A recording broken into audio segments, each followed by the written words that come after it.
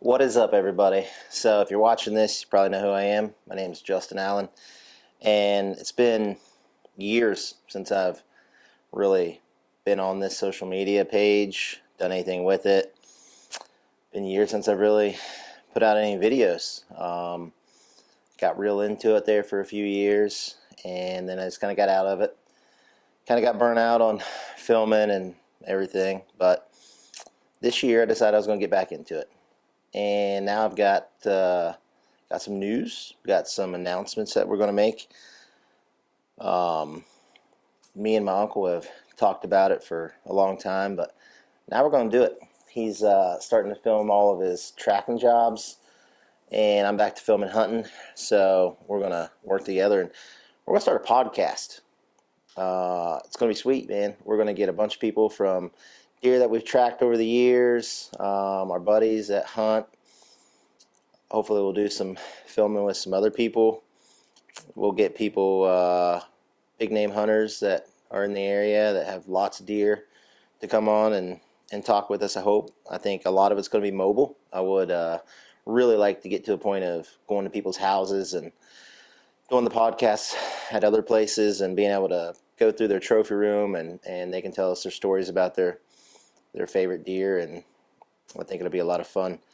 But this is going to be episode number 1, so bear with me as I kind of struggle through this. We don't have everything to do it yet. I don't have an audio mixer, so we're just kind of rolling old school with video camera and wireless mic here and some makeshift lighting in my living room. I just wanted to get one episode up. It's going to be a learning curve. I've never edited a podcast before, so it'll be a little bit different. We'll get it up on Spotify and all the main sites. But the first episode, because it seems to be that this happens every year in some form or another, is going to be called Deer Drama. I don't know what it is, man, but big deer just make people go crazy. They really do. Big deer have ruined a lot of relationships, a lot of friendships.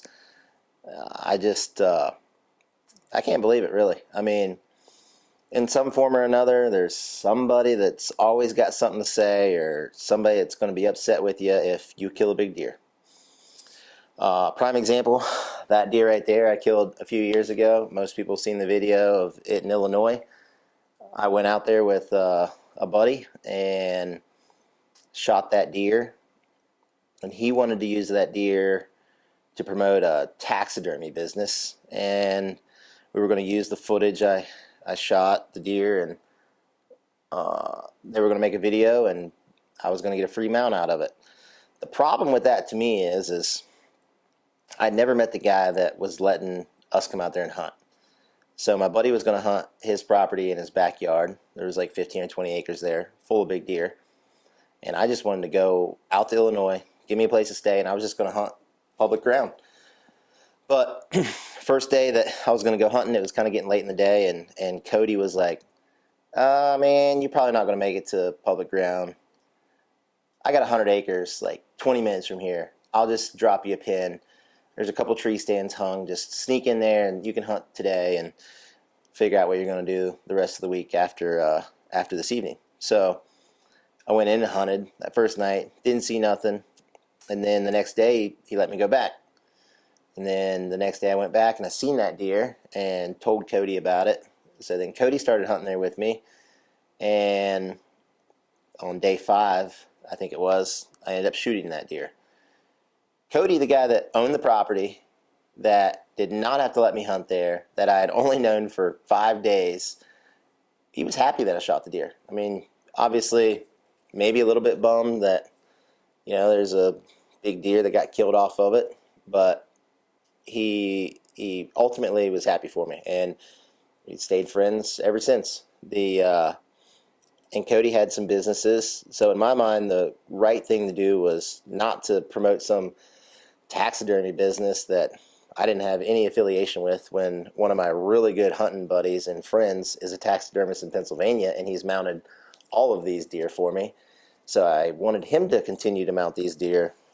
So to me, the right thing to do was, if we were going to make a video promoting anything, then we should use one of Cody's businesses. So we did. I did the video myself, and we put AccuBow on it because him and his partner Matt own AccuBow, and they were gracious enough to let me come out there and hunt and kill a great deer. So to me, it wasn't about getting a free taxidermist job done. It wasn't about making any money. It was just doing what I thought was right. You know, if somebody's going to let me come out there and hunt and I can do just a little bit to give back and promote something of his in some form or another or help him out, then I was happy to do that. I even offered to pay a outfitter fee or whatever for shooting the deer because I didn't want anybody mad at me for it. But my buddy that I went out there with, we left there and he was mad. I don't know if it was just because I didn't want him to use the deer for their video purposes, or if it was just because I shot that deer. Not sure, but that was the end of that friendship. It was a long, quiet ride home from Illinois, and we never hunted together again. Just blows my mind, to be honest with you. I'm guilty of having times where I've been obsessed and crazy about deer. You know, mad if the neighbor shoots it in gun season or something. But thinking about it now, it's silly. Everybody wants to shoot a big deer, and you're not going to kill all of them. They're going to wander off, and you know, other people are happy to kill it. But I've never been mad at one of my buddies ever for shooting a big deer. I've invited lots of people, friends, close friends, not so close friends, especially people that didn't really have a place to hunt. I've invited them to come hunt with me. I've put them in my tree stands. There's quite a few people that have killed big deer out of my tree stands on properties that I've hunted my whole life, and never once got mad about it. No, I love that, man. I think putting people in a tree stand and them coming in and shooting a deer, I get almost just as much enjoyment and happiness out of that as I do shooting them myself. I love to shoot deer, but I'm not going to get mad anymore about not shooting a big deer that I'm hunting.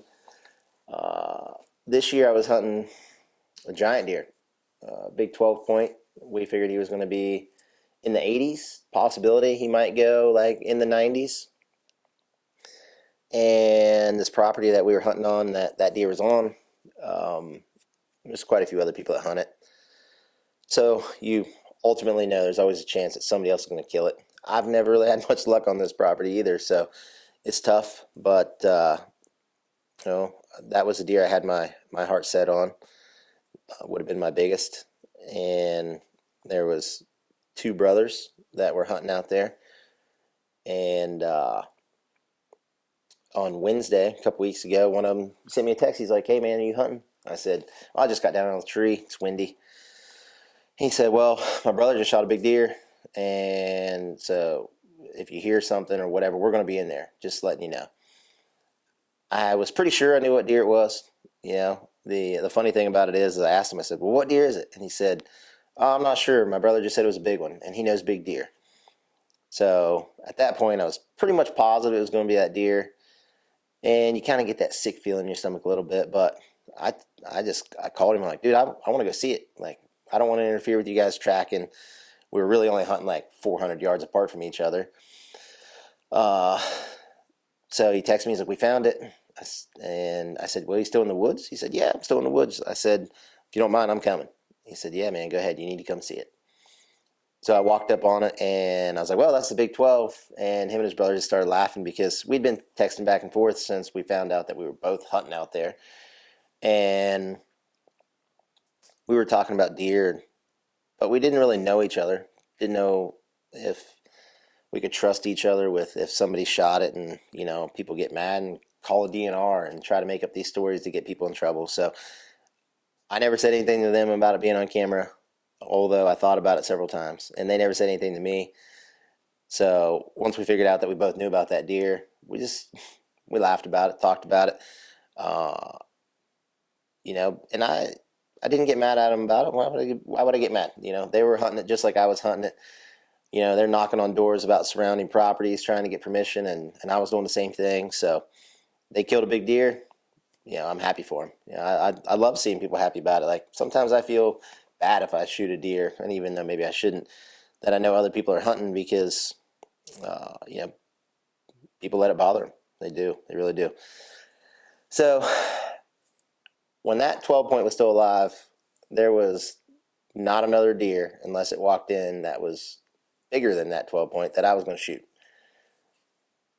I passed a 150 class deer and 140 class deer on the Sunday before that 12 point was killed that Wednesday.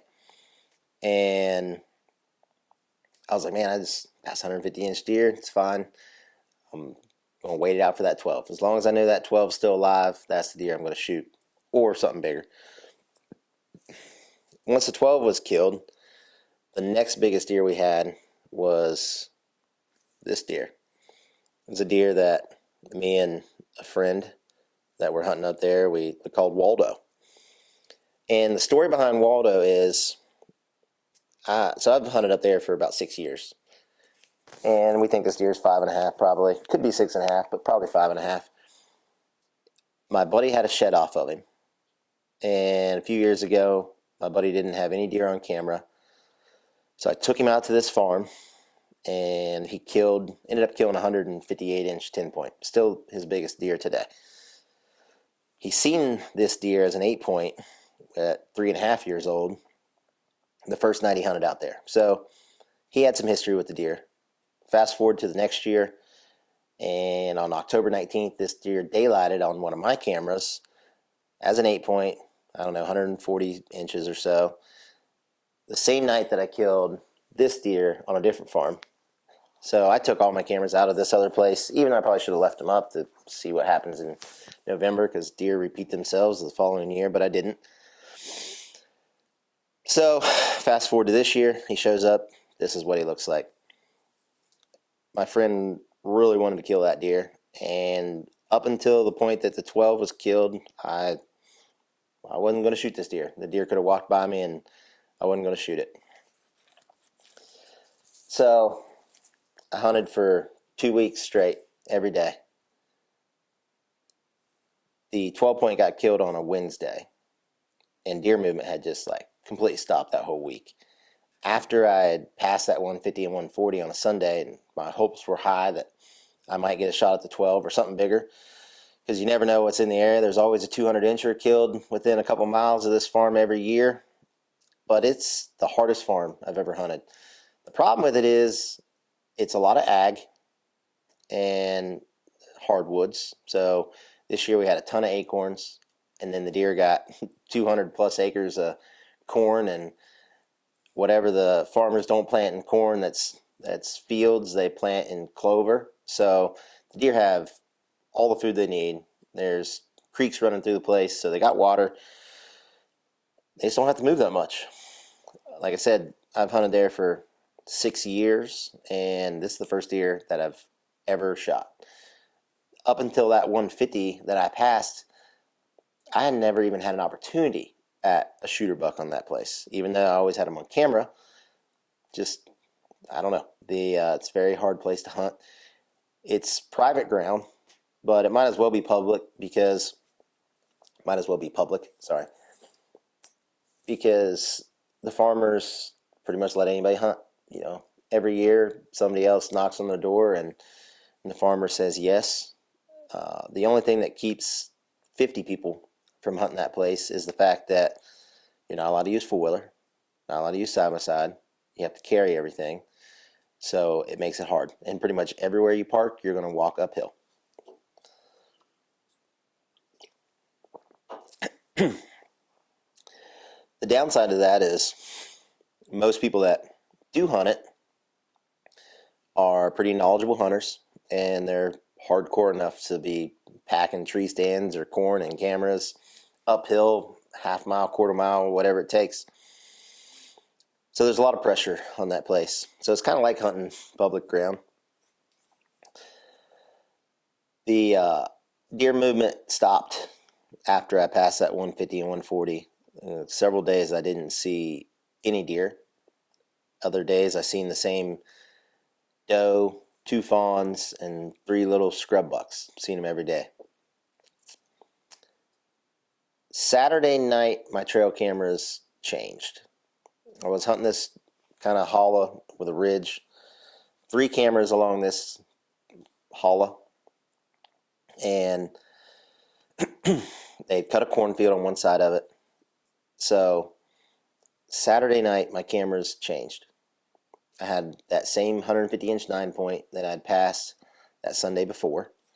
He showed up. This deer showed up. A couple other bucks showed up, and they were in and out there most of the night. And there were several pictures of does running.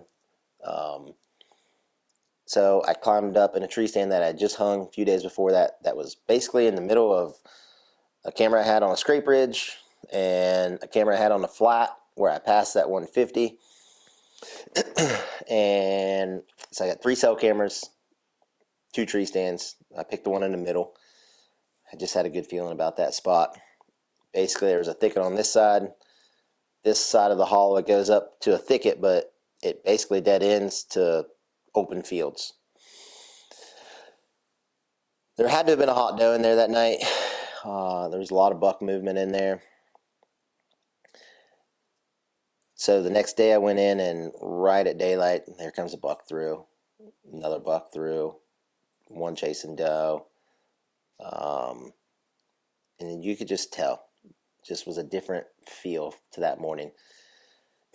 And this deer never really was never really on that side of the farm that much. He was really on the other side.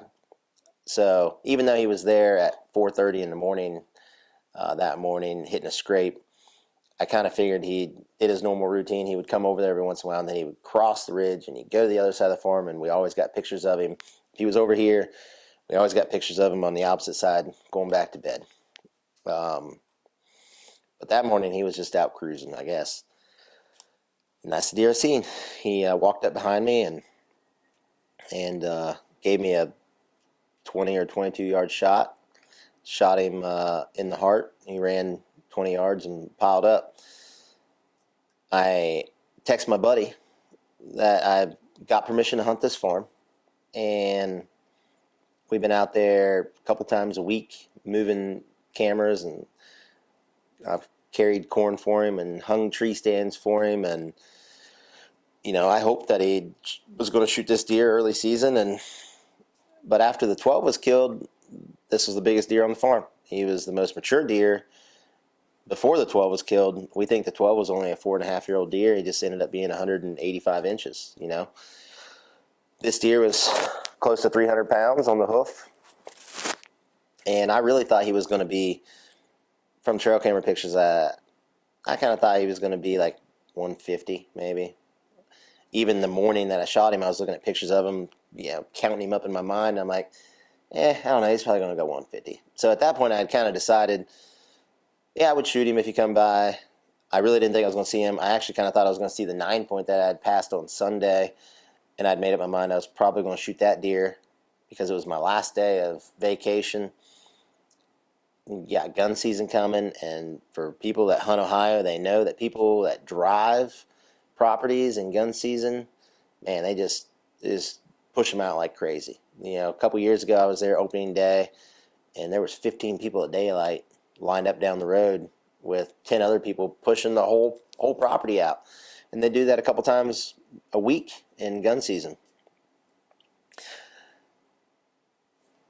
I thought he was going to be 150 inches. Didn't realize he ended up being 161, and he's got 6 inches of brow tine broken off, 5 inches of brow tine broken off. So, 165-inch deer. Ended up being a lot bigger than I thought. That G3's almost 12 inches. G2, G3 over here is 10 inches. That brow tine's 6 inches. That G4 right there is 8.5 inches. 5-inch bases. So, he ended up being a lot better deer than I thought. And the most mature deer. I kind of suspected that my buddy that I'd been hunting out there with, because this is the deer that he wanted, that he might be a little bit bummed out. But I didn't expect him to be pissed off.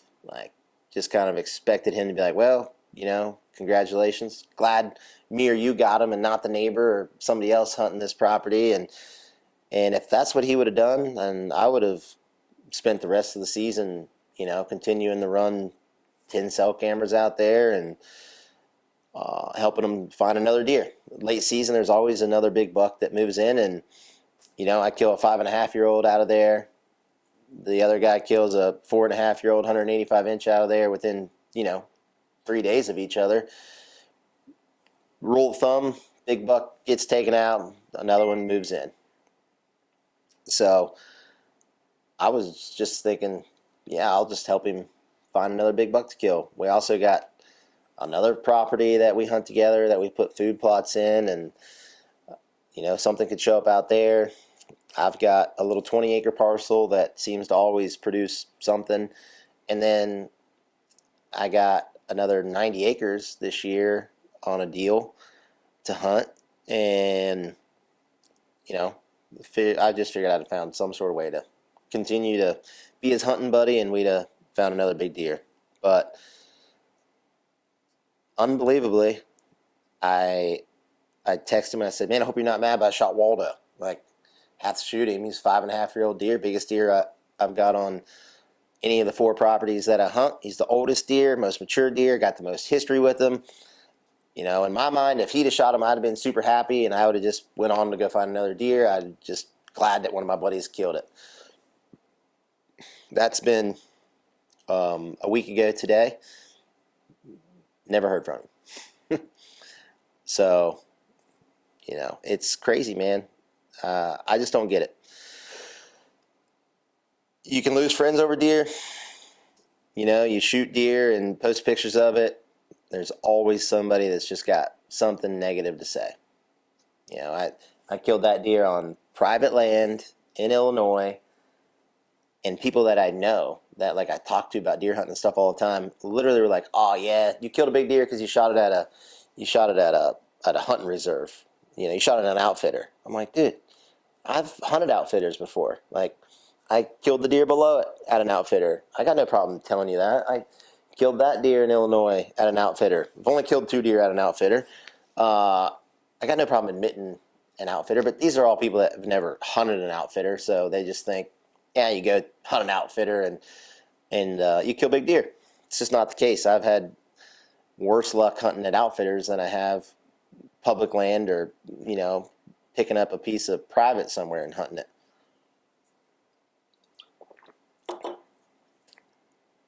To me, if you're going to get mad at somebody for shooting a deer, especially somebody that helps you and you help them, and your whole goal is to, help each other and find big deer and shoot big deer, if you're going to get mad at them for shooting a deer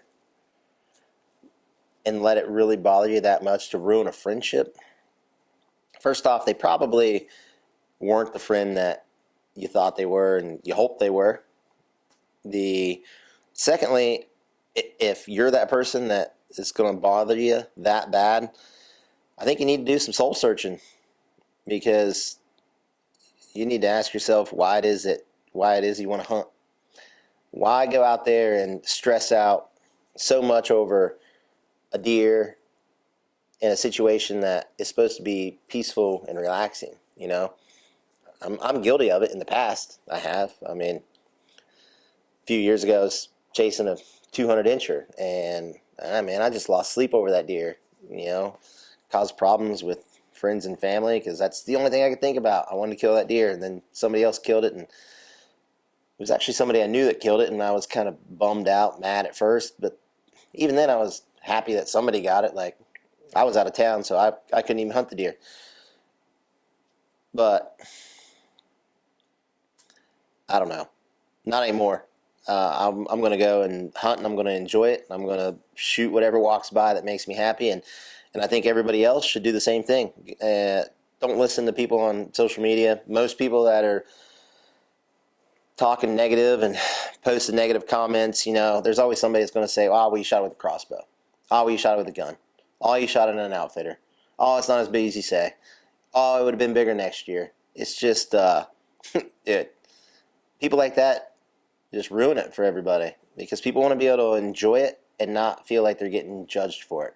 I got another buddy that feels like if he shoots a deer that's under 160 inches, he's not even going to post it on social media or tell anybody because he's got buddies that kill 160s, 170s, 180s every year.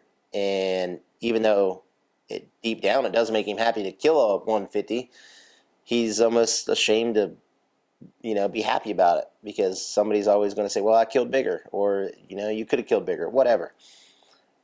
Hunting's supposed to be fun. It's supposed to be friends and family and just enjoying the outdoors. It's supposed to be teaching our kids lessons with it.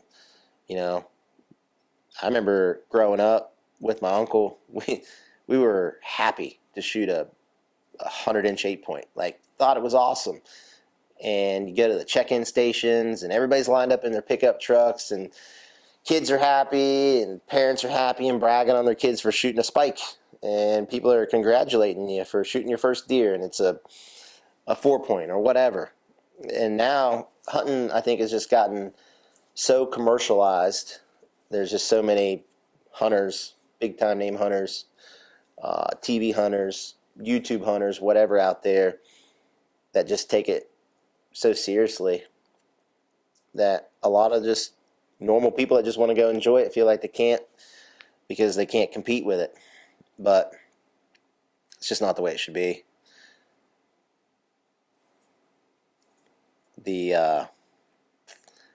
That's it, man. I think that you should go be able to kill deer any way that you choose. It's legal. Any place that you want to, it's legal. I don't care if you shoot it with a gun, with a crossbow, whatever you want to do. You should be able to hunt over bait if it's legal. And I personally, I want to shoot 5.5-year-old deer, at least 4.5-year-old deer. It's hard to find 5.5-year-old deer where I hunt, but if you want to go shoot a 100-inch 3.5-year-old deer, then go for it if it makes you happy, because once upon a time I was the same way.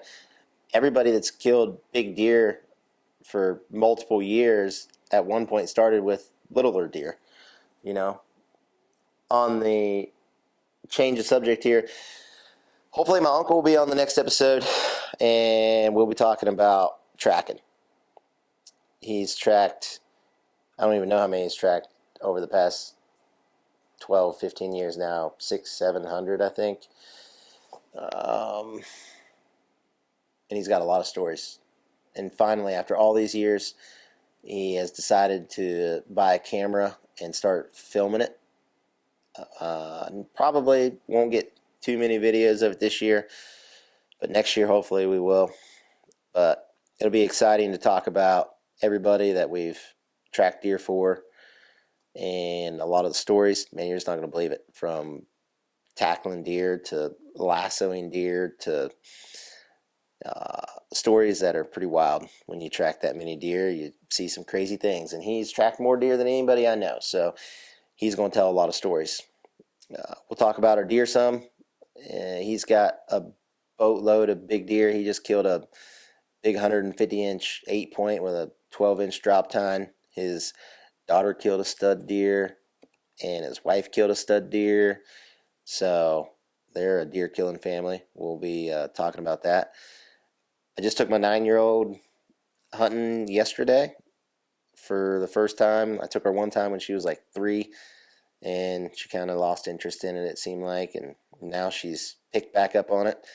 We've got 4 or 5 good deer, that 130 to 150 range, coming in regularly. So that's my goal for the rest of this season, is to get her on her first buck, like a nice one, I hope.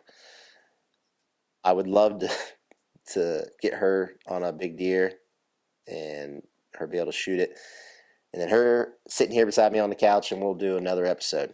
So that would be really cool to me. My 2 younger daughters, they're just not quite big enough.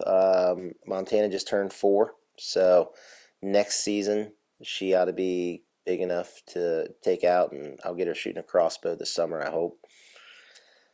Blazy B will be 2 in December, so she's still got a couple years, but maybe she'll be able to come sit with us in the blind at some point. Um, yeah, the we're going to try to do some sea duck hunting pretty soon, I think. When weather gets warmer, we're going to go back to stingray hunting and shark fishing some, I hope. Get some videos of that. I really want to get all my buddies to come on here and maybe bring their best deer or whatever deer that means the most to them, and we'll do deer episodes, man. Tell the story about that deer, or whatever. Really want to go to some people's houses that have killed a lot more big deer than I have, and check out their trophy rooms. Talk to them and see where they all kill deer, what states they go to, and their methods, and maybe we'll learn something. I'm excited for it. I think that it's going to be fun. It's going to be a learning curve, obviously. I don't want to do any more of them by myself. I think it'll be a lot better when you got one or two or three people sitting back and just talking deer. But needed a introductory episode, and I just want to talk a little bit about the deer trauma, man. Like, just be happy when people kill deer. I'm happy when people kill deer. I don't understand why people get so shook up about it. You're going to kill deer. Other people are going to kill deer. It's just the way it is, man. I don't care if somebody comes here and kills a bigger deer than I've ever killed in my backyard. I'm going to be happy for them. I'm going to help them drag it out. I'm going to be supportive of it. I've always loved to see my buddies kill deer, and people I don't know kill deer. I love it. Yeah, man. So if you got some deer or stories or whatever, and you wanna jump on one of these episodes with us, then shoot me a message and let's set it up, man. I'm excited.